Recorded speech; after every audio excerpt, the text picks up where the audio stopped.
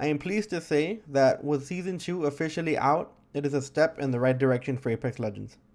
This season has completely brought me back to a game that was honestly getting a little stale. Now, with a genre as saturated as Battle Royale, you do have to keep things fresh in order to keep your target audience busy and make sure that they don't wander off into different games.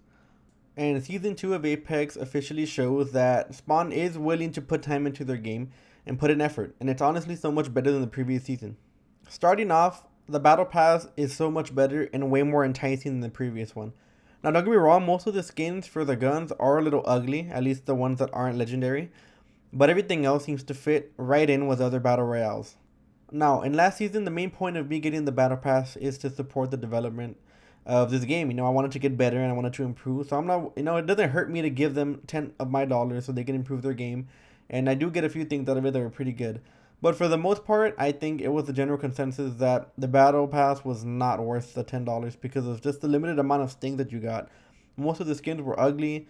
You did get a few Apex packs and some currency here and there that allowed you to get the next Battle Pass if you did play it, all the way through. But this season's Battle Pass is such an improvement from last season's that it's crazy, and it is definitely worth the $10 if you are thinking about it. They had things like mid-air emotes, music packs, which are a big deal to me because I'm a huge music person, and they actually play when you jump off the ship. So it's a cool way to hype you up, pretty much. And it's pretty cool. If you haven't changed that, make sure to do that because it kind of changes the way the game feels at the beginning. But also, you can tell that they put a lot more effort into this, and I think that's a good way that the development team is going. I didn't trust this game at the beginning, to be honest, because of EA, and I know EA is a garbage company, but these people look like they know what they're doing. They're keeping EA, pretty far from the game as it is. They're just kind of there to publish the game and keep it, funded, but they are doing a good job of keeping EA away. And they do have, the packs, of course, but I mean, they're just cosmetic. And even then, you get a lot of them for the Battle Pass. You do get, like, I think 6 or 7 of them, which is a good amount. You don't need any more than that, to be honest. And they do have a good shop thing going on. You don't have to buy stuff if you don't want to. But I think the main point that people realized about this update is that the development team does truly care about this game. People felt that after Octane came out, there wasn't really much of an update too much. Like, they didn't add too many things beside Octane. So people felt that it might have been a cash grab, especially with EA's reputation. They felt that maybe they weren't going to add as much things that they were promised and that it wasn't going to be updated as much as, say, Fortnite, which it's always compared to. But of course, these people were proven wrong. This is a big update. Not only did they add a new character, but they added new attachments. They changed the map up. So of course, people realize that this development team does care, and hopefully with the future updates, they'll do things just like this. Now, I do wish that they would update the game a bit faster, but yet again, I don't want their workers to be overworked like apparently they do at Epic. So I do appreciate the work they do, and I do hope that they are willing to put out all this content, and I am pretty grateful for it. And even if it is this far apart, I do really appreciate it. And I feel like a lot of people also feel the same way.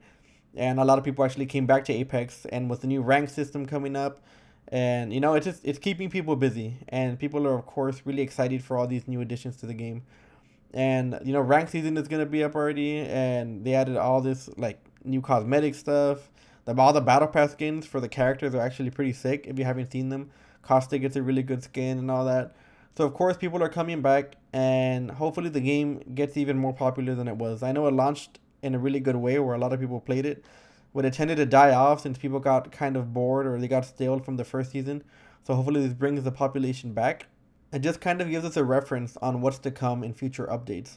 Now, of course, this season is not without its flaws. There are some guns that are considered OP by the majority of people, like the alternator, for example. I'm sure you've seen it, where people legit carry an alternator until they find that attachment, that hop up, that makes it just a fucking beast of a gun. It just destroys your shields. I honestly think it's better than the All-Star, and I might make a review on that gun just because of how powerful it is.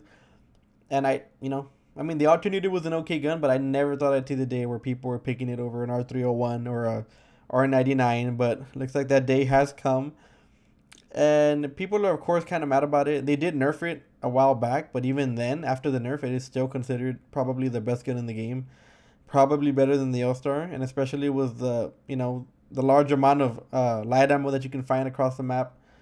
It's a good thing to carry, to be honest. You don't need much else besides that gun. You can probably solo carry that gun and still, do really good in the game. And to be honest, I'm kind of against nerfing stuff a lot. I don't like when developers mess with their games too much unless it's like a bug or something that actually breaks the game to the point where it makes it unplayable. Like the wingman, for example, I thought the wingman was broken, but I never thought that it needed a nerf desperately. You know, it was a really, really good gun, but you kind of needed to aim, a good amount for you to be able to make that gun effective pretty much. But I feel like with the alternator and the hop up, it's not a bad gun by itself, but when you run into teams that end up finding two or three alternators with that hop up, then it makes it really difficult to win those team fights. But of course, this is a battle royale, and it's all based on RNG depending on what you find. So you are gonna have games where you run into a team that just happens to find three alternators with these hop ups, and there's not much you can do about it. And of course, you do get upset, but you can't really get mad at the game because that's what it is. It is a battle royale, and of course, it is all luck based for the most part. So there are gonna be games where your team finds the alternators with the hop up. So of course, you can't really get too mad about it, but you do have to know that it is coming and that there's not much you can do about it, but that's okay. That's the nature of the game, and that's the way the game should be played. But they might want to look into what they're going to do about this gun. If they do want to keep it in, at least make it a little bit more rare, or make the hop up more rare, because it is not too difficult to find, to be honest. I felt like at the beginning I couldn't find it, but I feel like that's the way I feel about everything I want to try out. Whenever there's a new update, I feel like I can never find the thing that's actually updated. But yeah, I don't know what they're gonna do about that. They already nerfed it once, so will they do it again? I'm not too sure, but I am gonna be keeping my ears open just to make sure I find out what's gonna happen. And they also improved some guns, like the flatline, for example. The flatline is actually viable now. It doesn't kick as much as it used to, and I've always liked the flatline, but I just I would never choose it over an R301. Even now, I still wouldn't choose it, but it is a way better gun. It doesn't kick nearly as much as it used to. So if you do find that at the beginning of the game and you don't find, an R301 to change it with, or maybe an R99, whatever you prefer, you can take it, and it's not that hard to use anymore. The same thing goes for the Mozambique and the P2020. If you found any two of those guns at the beginning of the game, you were, there was a chance that you were going to be okay. But if you found that and that's all you find and you don't find anything else and you're already like mid game, then you're pretty fucked, to be honest.